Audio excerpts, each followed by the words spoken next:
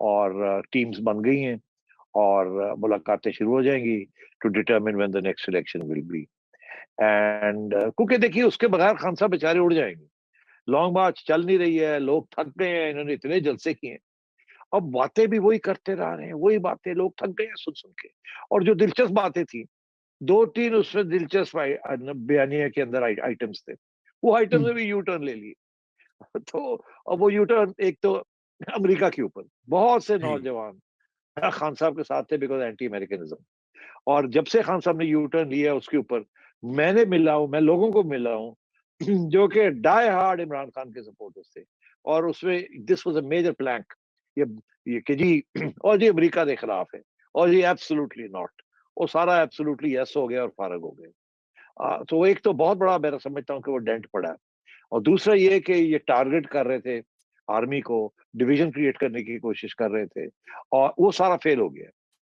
अब और वो जो इनका फॉर्मूला था, और आखिरी वक्त तक वो बाय द वे कोशिश की कि जी किसी तरीके के साथ केयर टेकर्स आ जाए और जनरल बाजवा 6 माह के लिए और रह जाए।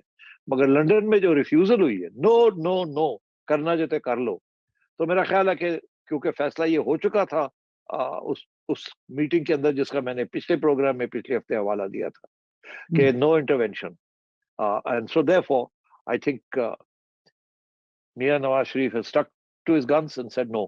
बट मेरा ख्याल है उन्होंने भी थोड़ा सा अपना रवैया नरम किया होगा कि ठीक है, इस फेस सेविंग देनी चाहिए हमें, और फेस सेविंग आपको किसी ना किसी तरीके से आगे नजर आ जाएगी और Khan sahab will revert back. ये भी एन मुमकिन है कि कुछ अरसे के बाद खान साहब जो है वो पार्लियामेंट में चले जाएं और ये सारी बात जो है फिर पार्लियामेंट के अंदर हो। But over the next few months Khan sahab will have to work very hard, बहुत मेहनत करनी पड़ेगी अपना सपोर्ट बेस को बरकरार रखने के लिए। उन्होंने अपने सारे बयानिए यू टर्न ले रहे हैं। और और ये जो अब तोशा खाना के बाद ये जो अब घड़ी का जो इश्यू है, ये बहुत बड़ी इश्यू बन चुका है, और अब बाय द वे और भी आने वाली है चीजें। तो इसलिए मैं समझता हूँ कि वो याद है हम कहते थे कि अब आएंगी चीजें। और मैं समझता हूँ कि ये जो लेवल प्लेइंग फील्ड की मैं बात करता रहा कि नवाज शरीफ को लेवल प्लेइंग फील्ड मिलेगी खान के खिलाफ। अब आप देखिएगा जिस तरीके से हालात डेवलप करेंगे कि वो लेवल प्लेइंग फील्ड आपको नजर आनी शुरू हो जाएंगी। यस, बिल्कुल बिल्कुल, वो लेवल प्लेइंग फील्ड तो देखे, एक्विलिब्रियम तो सेट होना था। सैडी साहब, बल्कि मैं खान साहब का एक बयान देख रहा था, उन्होंने कहा कि नवाज शरीफ अपनी मर्जी का आर्मी चीफ लगवाना चाहता है ताकि मुझे नाअहल करार दे दिया जाए। तो अब उससे कम से कम ये तो खान साहब ने एडमिट किया है कि उनको, कि नवाज शरीफ की नाअहली किसने की थी। It was not just the जजेस। मतलब चलो कोई तो समझ आई, that's it's a big public सही है। डोमेन में स्टेप कह रहे हैं।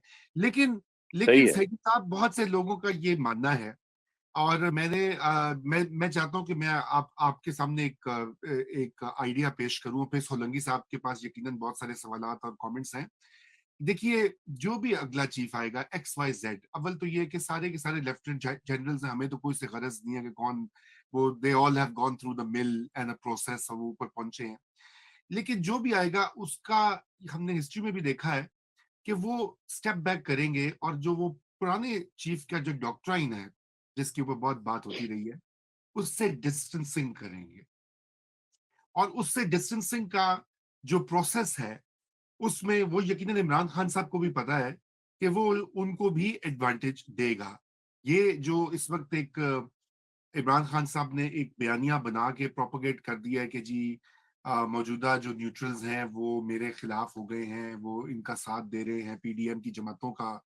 तो आपके ख्याल से ये वाला प्रेशर टैक्टिक काम नहीं करेगा? खान साहब को एडवांटेज तो मिलेगा क्या एडवांटेज मिलेगा? कि मतलब उनके वापसी का जो रास्ता है, शायद थोड़ा सा बातचीत और हमवार हो जाए।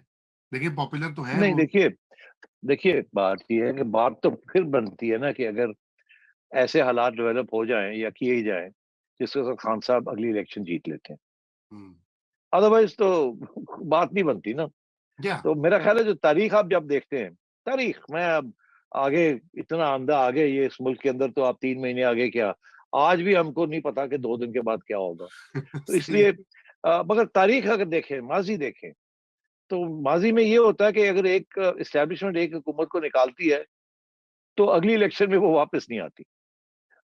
दूसरी हुकूमत कोई आ जाती है, फिर उसको निकालती है, तो वो अगली को इलेक्शन में नहीं आती। तो निकाले जाने के साथ पॉपुलैरिटी नहीं बढ़ती। अवाम ये देखती है कि एस्टैब्लिशमेंट किस तरफ खड़ी है, अगर इन्होंने निकाला तो ये फिर इसको नहीं आने देंगे या चलने नहीं देंगे, तो अवाम अपने वोट को जाया नहीं करती। बेनजीर भुट्टो साहिबा को निकाला 90 में, तो नवाज शरीफ साहब आ गए। नवाज शरीफ साहब को निकाला तो बेनजीर भुट्टो साहिबा आ गई। बेनजीर भुट्टो साहिबा को निकाला तो नवाज शरीफ साहब आ गए।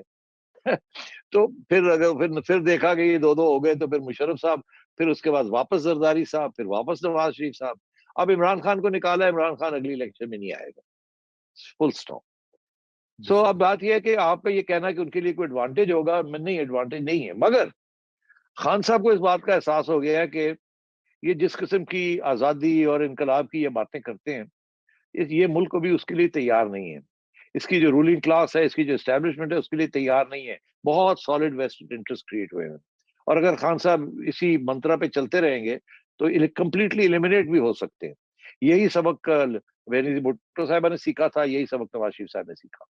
तो अब खान साहब को भी वो सीखना पड़ेगा। इसलिए खान साहब को भी एक मॉडरेट दरमियान में आना पड़ेगा। तो रेटरिक चलाएं, मगर दुनिया को ये ना हो कि जी इस बंदे के साथ हम चल नहीं सकते। बिकॉज पाकिस्तान जो है वो ना रूस के साथ सेट है, ना चाइना के साथ सेट है अपनी मईशत के बारे में, और अपनी डेट्स के बारे में, और अपने कर्जों के बारे में। Pakistan is set with the middle east and America and Europe. तो उधर से आप हट नहीं सकते। और अगर खान साहब उनके एंटी यूरोप और एंटी अमेरिका और एंटी सऊदी अरेबिया की लाइन लेंगे, तो वोट तो पड़ सकता है, मगर खान साहब मुल्क नहीं चला सकते। तो इसलिए मैं समझता हूँ कि वो तो या तो कोई इनकलाबी आए जो कि इस जेंट्री को, इस एस्टैब्लिशमेंट को, ये मजहबी जमातों को, सबको स्वीप असाइड कर दे, और स्वीप असाइड करके एक ऐसा निज़ाम क्रिएट करे जैसे कि निज़ाम चाइना में क्रिएट हुआ है या रशिया में हुआ था। तो वो तो मुमकिन नहीं है। ईरान जैसे मुल्क के अंदर जहाँ इनकलाब आया है, उनको भी इस बात का एहसास हो गया है कि अब सैंक्शंस की वजह से और चीजों की वजह से, और वहाँ के जी you have to work with the rest of the world. और एक जैसे वो कहते हैं कि no nation is an island, कोई मुल्क जजीरा नहीं है। We are all integrated in a global thing. इसी तरीके के साथ इनकलाब आजकल के जमाने में एक आइलैंड नहीं हो सकता कि जी सरमायादारी सारा निजाम है और उसके अंदर एक छोटा सा लाल रंग का या ग्रीन रंग का जजीरा हो जहां इस्लामिक इनकलाब बैठा हो, या अल्लाह, अगर आप तालिबान हैं तो आप बैठ सकते हैं, मगर फिर मेरा ख्याल है वो तो कोई तालिबान तो बनना नहीं चाहेगा। और वो वो नहीं भी कर अभी आगे पीछे हो रहे हैं, सारे नेबर्स के आगे पीछे हो रहे हैं कि हम आपके साथ बात करते हैं, हमसे बात करें। अमेरिका के साथ भी निगोशिएशन शुरू हो जाएगी पाइपलाइंस की, and so on and so forth. Ji